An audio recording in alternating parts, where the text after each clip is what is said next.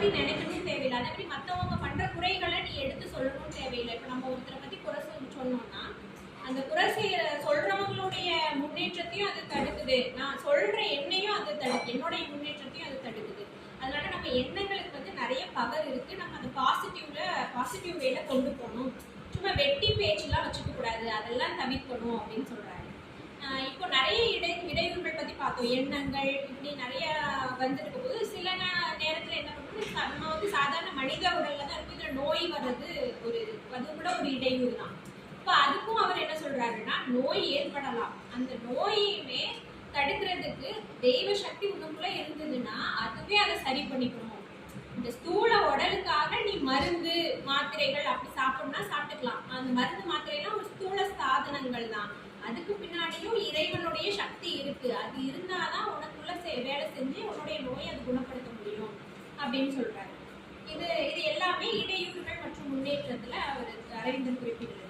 அடுத்த படியில என்னன்னா லாஸ்ட், இதுதான் கடைசி, காமம், உணவு, உறக்கம். இப்போ காமம், கோபம், பயம், இப்படி நிறைய வெறிகள் வந்து நமக்குள்ளேயே இருக்கு.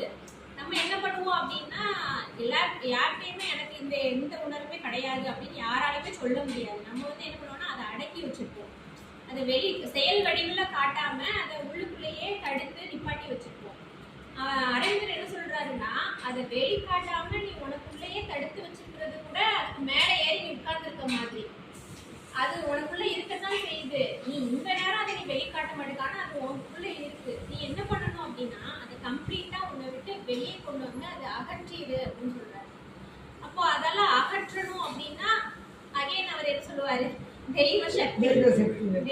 அவர் ஆரம்பத்துல இருந்தே அதே தான் சொல்றாரு. தெய்வ சக்தி அதை உனக்குள்ள இறக்கு. அதை உனக்குள்ள இறங்கணும்னா நீ எப்படி இருக்கணும், அகங்காரத்தை வெட்டணும், பேராசை வெட்டணும்.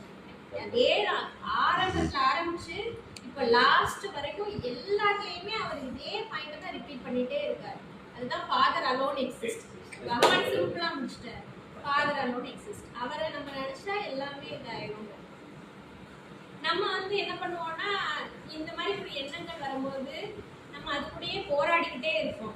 நம்ம இப்படி வருத, நம்ம இப்படி நினைக்கலாமா, இது கரெக்டா தப்பா அப்படின்னு அது கூடயே போராடிட்டு இருக்காத. நீ ஃபர்ஸ்ட் என்ன பண்ணு அப்படின்னா, இந்த மாதிரி எண்ணங்கள் வரும்போது அதை ஃபர்ஸ்ட் கவனிச்சு அதை கட்டுப்படுத்து. நீ கட்டுப்படுத்த நீ அதுக்கு அடிமையாக மாட்ட. அது உன்னை அடிமையாக்காது. கொஞ்ச நாள் கழிச்சு என்ன பண்ணலாம்னா நீ கம்ப்ளீட்டா அதுல இருந்து விலகிடலாம். ஃபர்ஸ்ட் நீ கட்டுப்படுத்த கத்துக்கோ. கட்டுப்படுத்த உனக்கு அதை விளக்குறது ஈஸியா இருக்கும் அப்படின்னு சொல்றாங்க.